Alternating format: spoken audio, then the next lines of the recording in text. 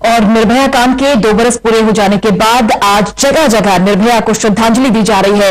तस्वीरें आपको दिखा रहे हैं मुरैना बस स्टैंड की तस्वीरें, जहां पर आज सुबह बच्चों ने कैंडल मार्च भी किया था, मौन भी रखा था और अब फिलहाल वहां पर जो स्थानीय लोग हैं वहां पर मौजूद हैं और निर्भया की आत्मा की शांति के लिए प्रार्थना की जा रही है, दुआएं की जा रही हैं। पूरा देश दुआओं का दौर पूरे देश में दुआओं का दौर अब तक जारी है। 2 बरस बीत चुके हैं, लेकिन शायद अब तक कुछ खास बदलाव नहीं हुआ है। रेप की, बलात्कार की वारदातें अब तक होती आ रही हैं। महफूज नहीं है दिल्ली। निर्भया कांड के आज 2 बरस पूरे हो चुके हैं। निर्भया की आत्मा की शांति के लिए जगह जगह श्रद्धांजलि अर्पित की जा रही है निर्भया को। 16 दिसंबर 2012 को दिल्ली में चलती बस में मेडिकल की छात्रा के साथ गैंग रेप हुआ था। पूरा देश हिल गया था उस वारदात के बाद। पूरा देश सड़कों पर आ गया था। व्यवस्था को बदलने की बात की गई, कानून को बदलने की बात की गई।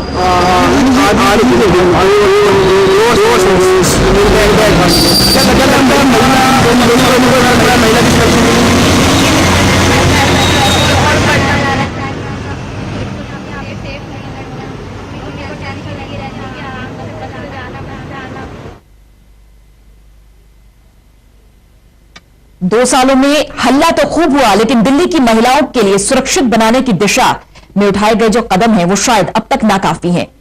निर्भया जैसी कई घटनाएं, कई वारदातें अब तक दिल्ली में हो रही हैं। सोनू सिंह हमारे सहयोगी फोन लाइन पर जुड़ गए हैं ज्यादा जानकारी के साथ। अब सोनू, आज तक निर्भया जैसी घटनाएं, वारदातें हो रही हैं, लोग भी ये जानते हैं कि कुछ नहीं बदला, बदलाव की बात कही गई थी, लेकिन आज भी हालात जस के तस हैं। जी हाँ, अगर हम दिल्ली की बात करें तो दिल्ली में हालात जस के तस है। जो निर्भया कांड था उसकी जो है दूसरी बरसी आज यहाँ पे दिल्ली के अंदर मनाई जा रही है। यहाँ पे जो बस स्टैंड है अमरीका के पास, यहाँ पे यज्ञ किया जा रहा है इसके लिए। लेकिन मैं आपको बता दूं कि बदला कुछ नहीं है।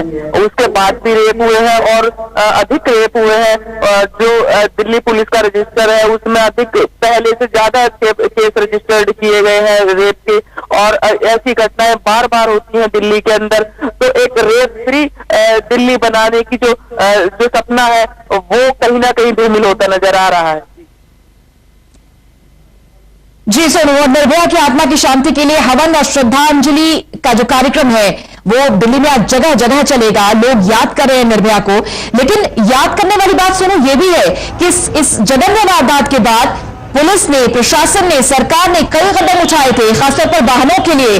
चौराहे, बसों में सीसीटीवी की बात की गई थी, बसों, ऑटो टैक्सी में जीपीएस सिस्टम की बात की गई थी, ड्राइवर्स का वेरिफिकेशन की बात की गई थी। लेकिन तमाम जो कदम उठाए गए हैं वो नाकाफी है। अभी भी जो वाहन है जो दिल्ली में चल रहे हैं उनमें तमाम जो सिस्टम्स हैं वो ठीक तरह से प्रभावी ढंग से लागू नहीं है।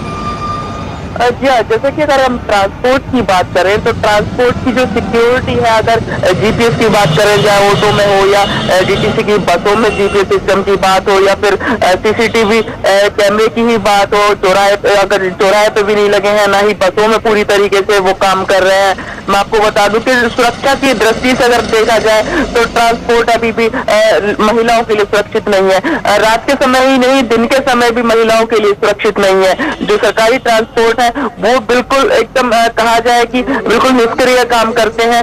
और महिलाएं दिल्ली के अंदर अगर मैं बात करूं कि रात की, तो रात में बिल्कुल सुरक्षित नहीं है, आज भी सुरक्षित नहीं है। और दिन में भी महिलाओं के साथ छेड़छाड़ होती रहती है। इस तरह की जो व्यवहार है वो सामने आता रहता है। महिलाएं इसकी शिकायत भी थानों में करती रहती हैं। लेकिन मैं आपको बता दूं कि दिल्ली आज भी जस की तस, जैसी 2 साल पहले थी ऐसी ही आज है। जी और सोनू, सिस्टम में बदलाव के साथ साथ हमें अपने अंदर भी झांकने की जरूरत है।